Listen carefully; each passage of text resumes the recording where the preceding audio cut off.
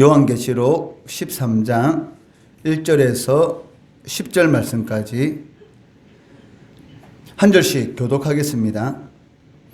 내가 보니 바다에서 한 짐승이 나오는데 뿔이 10이요 머리가 7이라. 그 뿔에는 10왕관이 있고 그 머리들에는 신성모독하는 이름들이 있더라.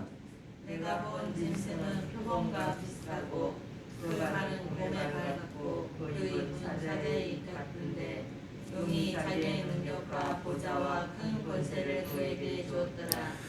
그의 머리 하나가 상하여 죽게 된 것 같더니 그 죽게 되었던 상처가 나음에 온 땅이 놀랍게 여겨 짐승을 따르고 용이 짐승에게 권세를 주므로 용에게 경배하며 짐승에게 경배하여 이르되 누가 이 짐승과 같으랴 누가 능히 이와 더불어 싸우리요 하더라.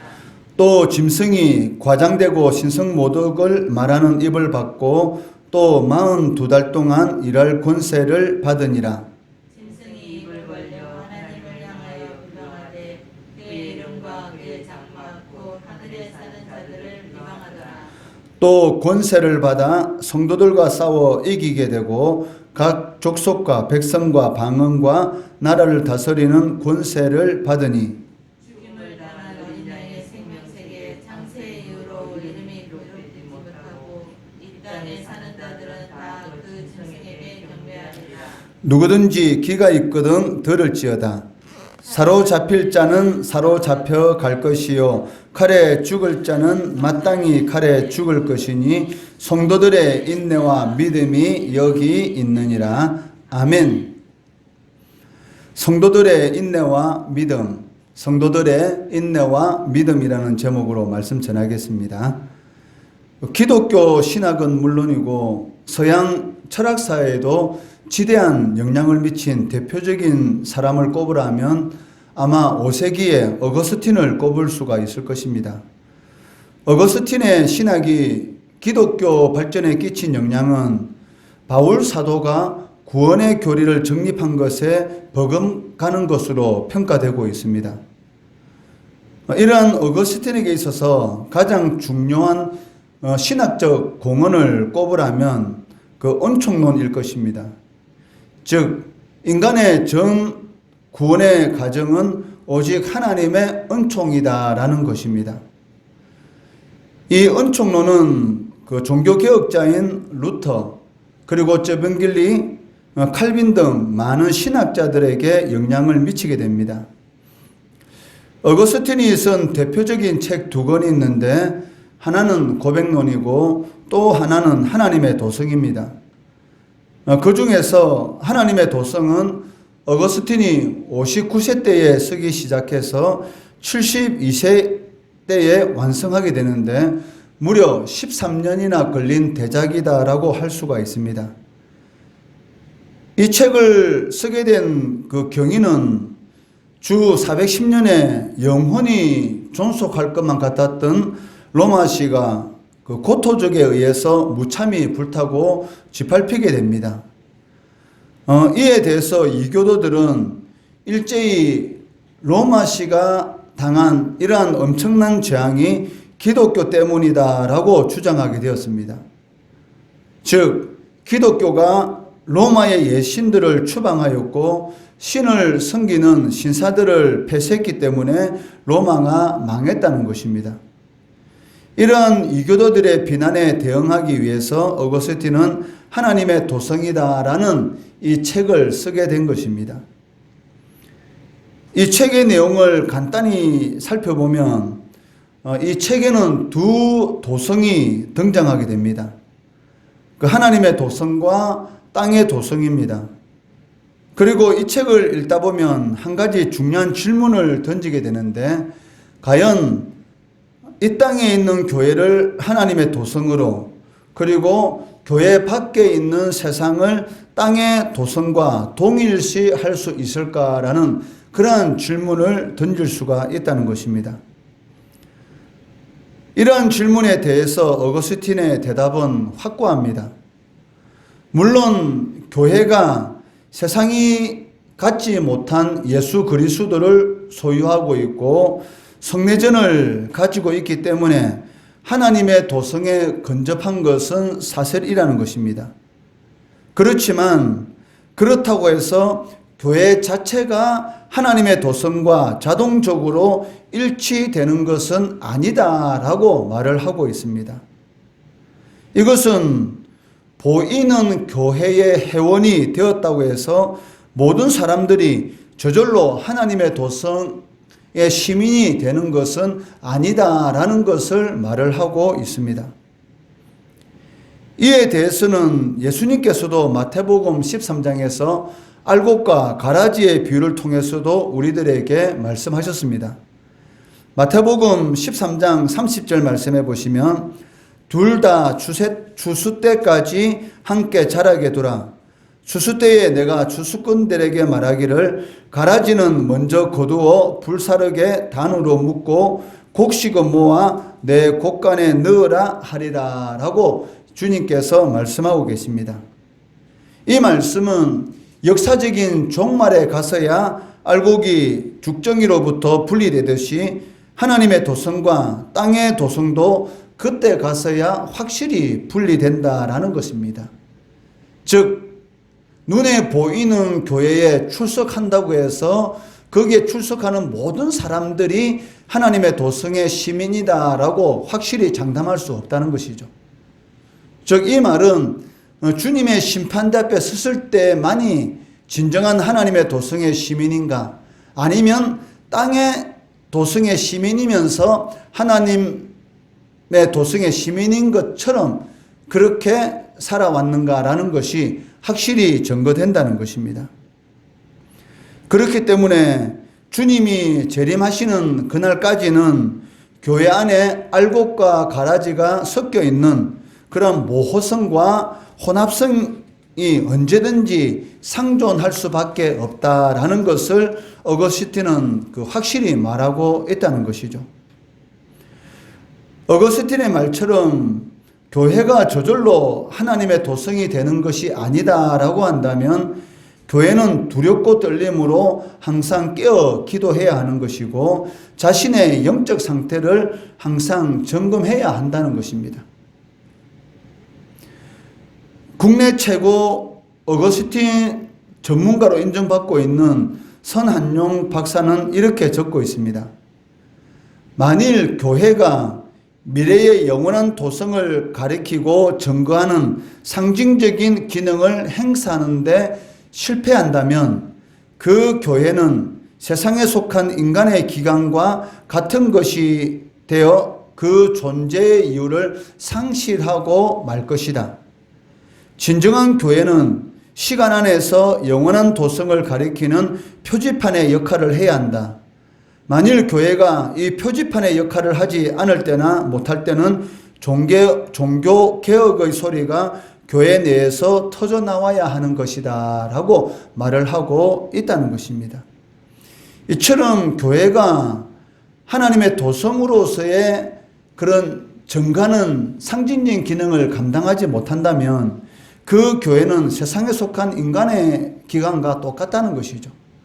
교회가 교회로서의 그런 역할을 감당할 때만이 하나님의 도성이 되는 것이지, 교회로서의 어떠한 프로그램을 많은 프로그램들이 교회 안에서 행해지고 있고 또 많은 그런 일들이 교회가 행하고 있다 할지라도 하나님의 도성으로서의 진정한 기능을 감당하지 못하고 있다면 그것은 인간의 기능과 다를 바가 없다라고 말을 하고 있다는 것입니다.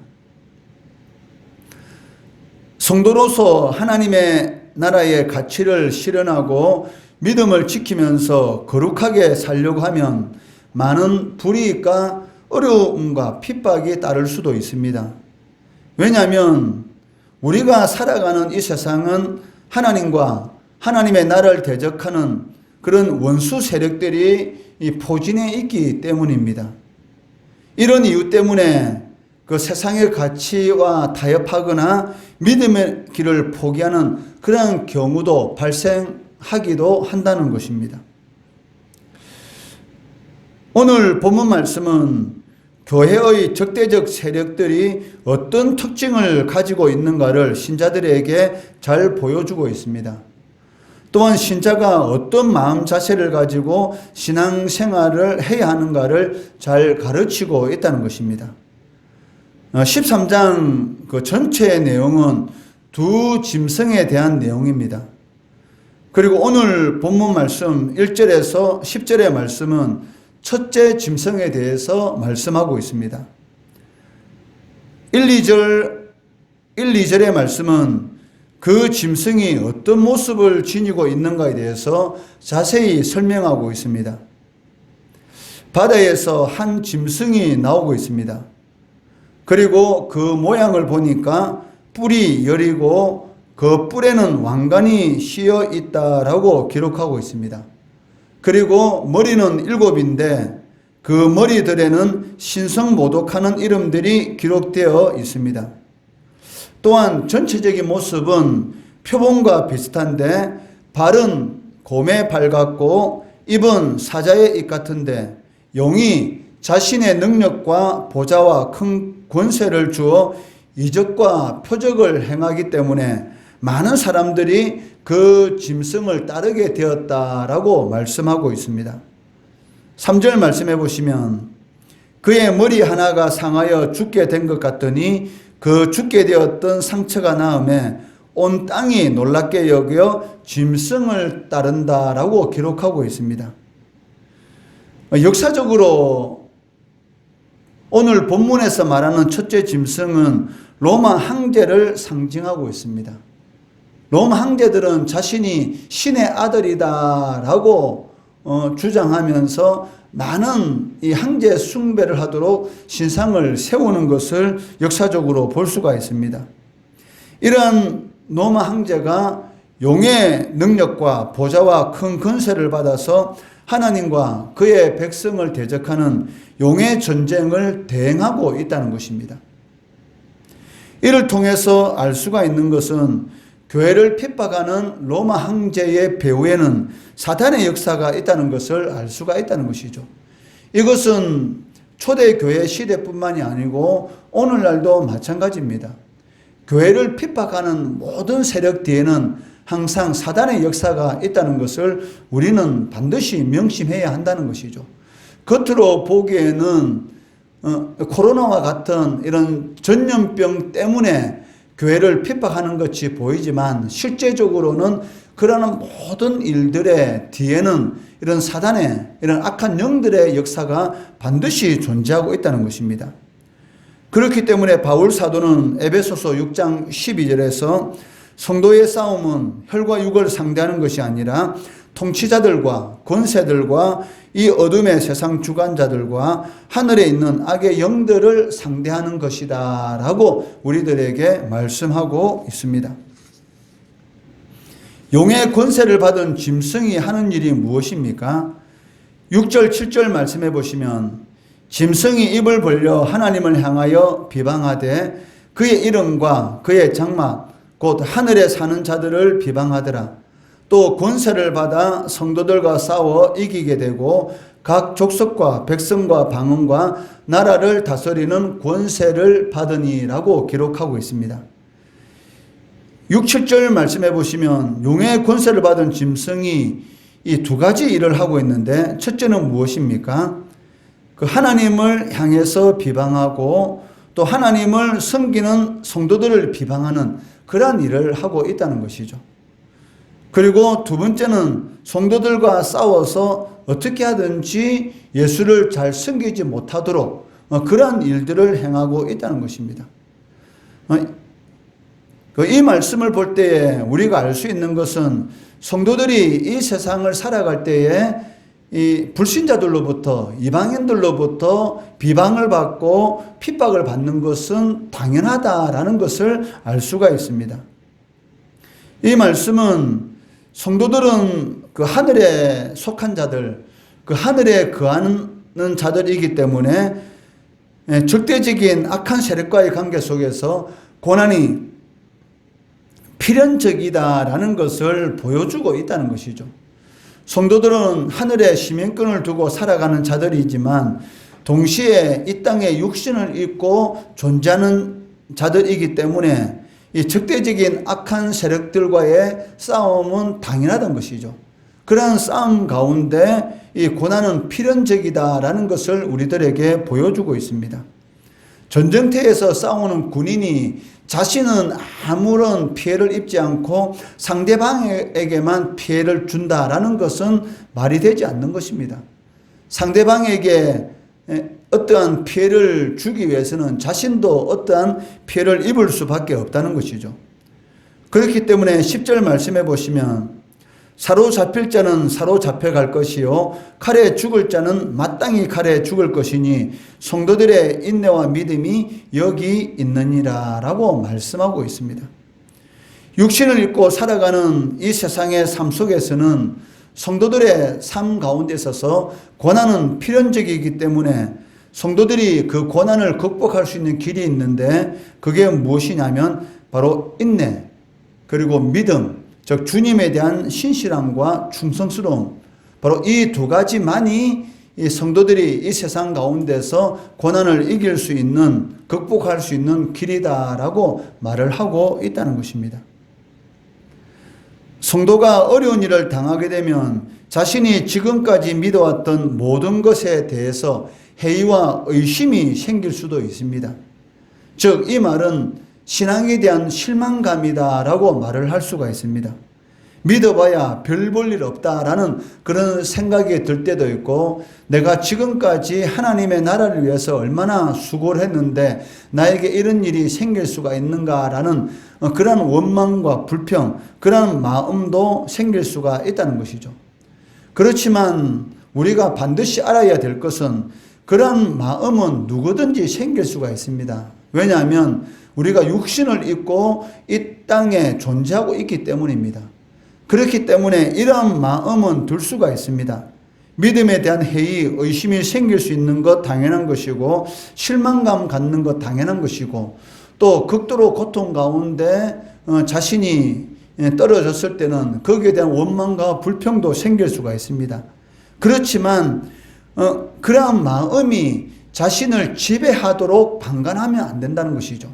생길 수는 있지만 그러한 마음이 쓴뿌리를 내리고 자신의 마음을 지배하도록 허락해서는 안 된다는 것이죠. 즉, 이 말은 사탄에게 주님께 대한 신실한 마음을 빼앗겨서는 안 된다는 것입니다. 왜냐하면 사탄이 하는 일이 무엇입니까? 도둑질하고 죽이고 멸망시키는 일이 궁극적으로 사탄이 하는 일이기 때문에 그 실망감이라든지 회의감이라든지 그리고 원망할 수 있는 또 믿음에 대한 의심, 이런 것은 생길 수가 있지만 그것이 뿌리 내리도록 허용해서는 안 된다는 것이죠.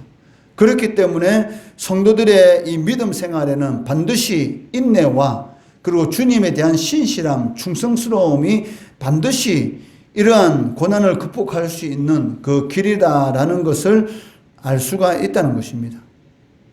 이러한 실망감과 그리고 의심, 회의감, 이러한 마음들이 생길 때 어떻게 되겠습니까? 바로 사탄아 물러가라 라고 선포하면서 인내와 믿음의 역사를 나타내어야 한다는 것이죠. 그러한 마음이 생길 때마다 한 걸음 뒤로 물러나는 것이 아니라 오히려 그러한 마음을 대적해서 한 걸음 앞으로 더 나아가야 한다는 것입니다. 그럴 때만이 그러한 마음들이 우리의 마음 가운데 뿌리를 내리지 못하고 지배하지 못한다는 것이죠. 그렇기 때문에 하나님께서는 잠언 4장 23절 말씀에서 모든 지킬 만한 것 중에 더욱 내 마음을 지키라. 생명의 근원이 이에서 남이니라 라고 말씀하고 계십니다. 요즘 사람들은 이 바쁜 도시 생활 가운데서 전원 생활을 꿈꾸고 있습니다. 사람이 많이 있지 않는 조용한 그런 이런 시골에서 그리고 넓은 마당에 이 잔디밭이 있는 넓은 이런 정원을 가지고 그리고 안락한 삶을 사는 그러한 정원 생활의 꿈을 가지고 있다는 것이죠. 그렇지만 그러한 자신이 꿈꾸는 정원 생활을 하기 위해서는 얼마나 많은 수고가 거기에 들어가는 것인지 모릅니다. 우리 눈에 보기엔 아름다운 이 잔디밭의 정원을 보기 위해서는 날마다 그 정원에서 자라고 있는 잡초를 제거해 주어야 합니다. 그 잡초를 제거하지 않고서는 아름다운 그 정원의 그 모습을 보는 그런 기쁨을 누릴 수가 없다는 것이죠. 그 아름다운 정원을 보기 위해서도 날마다 그 정원 잔디 속에서 일어나는 잡초를 날마다 제거해야 하는 그런 수고를 해야 됩니다. 만약에 그런 수고를 하지 않으면 어느 순간인가 수없이 많은 잡초들이 그 잔디밭 속에 뿌리를 내리게 되고 아름다운 잔디밭이 아니라 잡초만 그 무성한 그러한 이 정원의 모습을 보게 된다는 것입니다. 마찬가지로 우리가 이 땅을 살아가는 동안 우리의 마음속에 자신도 모르는 사이에 고난을 겪게 되면 회의감, 의시감, 실망감, 그리고 우리의 신앙을 위협하는 많은 생각들이 일어나게 됩니다. 일어나는 것은 당연하지만 그것이 잡초와 같이 우리의 마음속에 뿌리 내리지 못하도록 날마다 제거해야 한다는 것이죠. 그것이 바로 우리 마음을 지키는 것이고 생명의 근원이 거기 있기 때문입니다. 성도들에게 인내와 믿음이 필요한 것은 성도의 삶 속에서 고난이 없을 수가 없기 때문입니다. 그리고 그 고난은 어떻게 보면 애매한 고난일 수도 있습니다. 내가 하나님 앞에 이처럼 신실한 믿음을 지켜왔는데 어떻게 이런 일이 생길 수 있을까라는 그러한 애매한 고난을 겪을 수도 있다는 것입니다.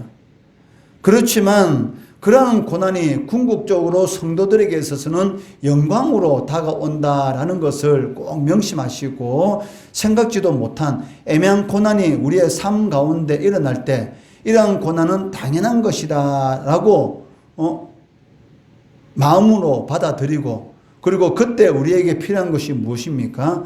바로 인내 그리고 주님에 대한 신실함이라는 것이죠.